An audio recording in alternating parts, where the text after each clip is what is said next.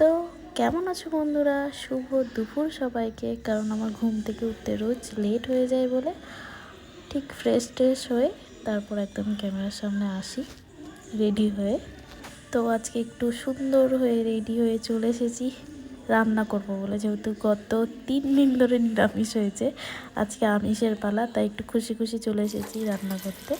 এই যে কড়াইয়ে তেলটা তেতে যাওয়ার পরে আলুটা দিয়ে দিয়েছিলাম, যেহেতু আজকে কি রান্না হবে, চিকেন। তো লেট হয়ে গেছে, অনেকক্ষণ খাওয়া দাওয়া হয়নি, তো বড় মশাইও কিছু খায়নি, যে আজকে চিকেন রান্না হচ্ছে, আমারও ফেভারিট ওরও ফেভারিট। বড় মশাই তার জন্য বলছিল কিছু খাবে না, যে একবারে চিকেনটা রান্না হলেই খাবে। তা বললাম না, একটু খেয়ে নাও, যেহেতু আমিও খাইনি আর ওর তো বললাম খাওয়া হয়নি, দুজনে একটু খেয়ে নিলাম, ওকেও খাই দিলাম 2 গ্লাস, আমিও 2 গ্লাস খেলাম। যাই হোক, এদিকে আলুটা একটু মানে আঁচটা সিমে করে গেছিলাম, যে আস্তে আস্তে তেতে যাবে। তারপর সব আলুটা তুলে নেওয়ার পরে পেঁয়াজটা দিয়ে দিলাম। আর এইদিকে পেঁয়াজটা লাল হতে হতে মাংসটাই মাখানো ছিল, মানে হলুদ, লবণ, তেল আর একটু দই মাখিয়ে রেখেছিলাম ম্যারিনেটটা হওয়ার জন্য ঠিকভাবে 1/2 ঘন্টা মতো। আর এদিকে পেঁয়াজটাকে একটু নেড়ে নিচ্ছি, লাল লাল হয়ে গেলে মশলাগুলো দিতে শুরু করব। এইদিকে মানে জিরে গুঁড়ো, টমেটো সস, আদা রসুনের পেস্ট আর চিকেন মশলা, একটু গরম মশলা, হ্যাঁ এগুলো দিয়েছিলাম। কাশ্মীরি লঙ্কার গুঁড়ো, হলুদ, যাতে কালারটা ভালো আসে বলে কাশ্মীরি লঙ্কার গুঁড়োটা আমি বেশিরভাগ সময় ইউজ করে থাকি। আর একটু সামান্য চিনি, যাতে টেস্টটা ভালো আসে। আর লবণ তো দিতেই হবে, ওটা না হলে তো স্বাদ আসবেই না। আর এই দইটা দেখছো, একটু যেই মশলাটা কষে নেব তারপরে দইটা দেবো। এটা আর কিছুই না, দেওয়ার মানে হচ্ছে মানে কষার সময় দিলে একটু টেস্টটা বাড়ে। অবশ্যই এটা আমার ফার্স্ট মানে দই দিয়ে রান্না ছিল চিকেনটা, তো মানে দেখেছিলাম যে ওই দইটা কষার সময় দিলে নাকি টেস্টটা একটু বাড়ে আর কি। দিয়ে লঙ্কাগুলো চিড়ে এখন দিয়ে দেবো। তারপর একটু ঘি, যেহেতু কষা প্রায় হয়ে গেছে, একটু ঘিটা দিলে স্বাদটা বেশ ভালো লাগে। আর একটু দই দেব এবার, যেহেতু কষা প্রায় হয়ে গেছে, এবার দইটা দিয়ে একটু নেড়ে আর একটু কষিয়ে নেব, বেশ 10 থেকে 15 মিনিট মতো কষিয়ে নেব, যাতে টেস্টটা আরও সুন্দর মানে বাড়ে টেস্টটা খাবারের। তো ভালো করে ঘেটে নিয়ে এটা একটু নেড়ে নেব, প্রায় মানে ছাড়বো না, মানে গ্যাসটা একটু ফাস্টেই থাকবে, ছেড়ে দেবো না যাতে নিচে না লেগে যায়। সমানে নাড়তেই থাকতে হবে, যেহেতু এটা এবার মানে গ্রেভি টাইপের একটু বেশি রসালো টাইপের হয়ে গেছে, তো জল জলে ওটা লেগে যাওয়ার চান্স বেশি থাকে। তারপর সমানে নাড়তে থাকছি যাতে লেগে না যায়। একটু চেখে নিলাম লবণ আর ঝালটা ঠিক আছে নাকি, মোটামুটি ঠিকই ছিল, তার জন্য আর কিছু দেওয়ার প্রয়োজন হলো না। এদিকে ভালো করে কষিয়ে নিচ্ছি, যাতে মানে একটু কি বেশ বলে, দইটা দিয়েছি তো, যাতে দইয়ের কাঁচা কাঁচা ভাবটা না থাকে, কেমন লাগে না, প্রথমে একটু টকটক স্মেল আসে, তারপরে নাড়তে নাড়তে কষাতে কষাতে জিনিসটা ঠিক হয়ে যায়। এদিকে চিকেনগুলো একের পর এক দিয়ে দিয়ে একটু নেড়ে নেব। এই যে ফাইনাল এইভাবে এরকম কালারটা আসবে। বেশ দই দিয়েছি তো একটু জল জলে হয়ে গেছিলো, আর মানে স্টিমের জন্য এইভাবে রেখে দেব কিছুক্ষণ।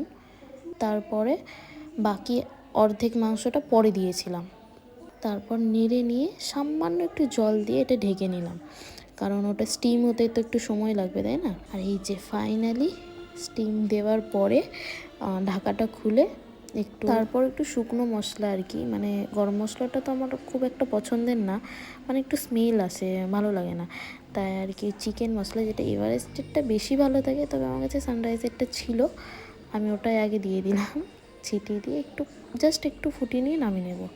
এই যে পুরো থালা পেতে দুজনে বসে পড়েছি। তারপরে আরও একটা ব্যাপার ছিল কি না, আর কোনোদিনও দই দিয়ে মাংস রান্না করিনি। হ্যাঁ রান্না করেছি মাংস, তবে মানে শখে।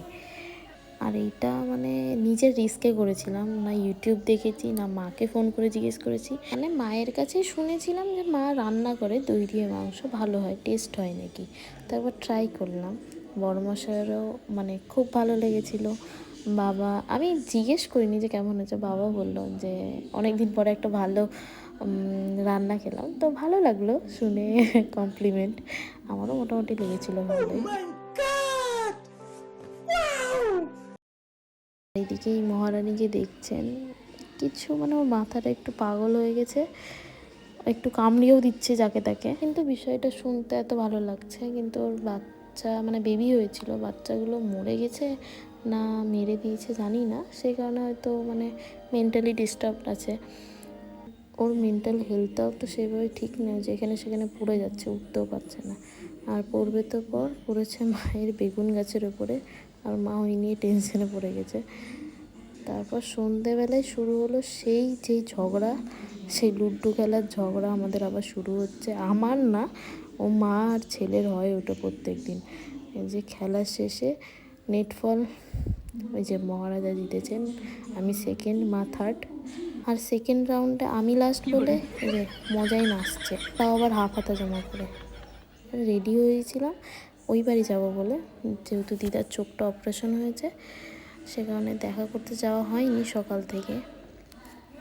মানে সন্ধে বলতে সেই সন্ধে আর নেই যেটা গরমের মতো লাগে, রাস্তায় একটা মানুষ নেই, শীতের রাত তো, মানে 6টা মানে অনেক ব্যাপার। চলে এসেছি, তারপর এদিকে চলে এলাম এই বাড়ি, আর আমার জন্য গেটটা খোলাই ছিল। তো এসে হুড়ুম তাড়ুম করে খুলে ঘরে ঢুকে গেটটা লাগিয়ে চললাম ওপরে। আর মা আর দিদার শরীরটা ভালো নেই বলে আমার জন্য আগে গেটটা খোলা রেখেছিল, যে আমি আসবো বলে। আর এদিকে আমি লাগিয়ে উঠে বললাম যাই দেখি কী করছে। এদিকে যে যার অপারেশন হয়েছে দিদা বেহুশ ঘুমাচ্ছে, যেহেতু একটা হয়তো ডোজ কিছু দিয়েছিল ওষুধের। এদিকে মায়ের শরীরটা খারাপ, সারাদিন প্রায় নার্সিংহোমে চলেই গেছে।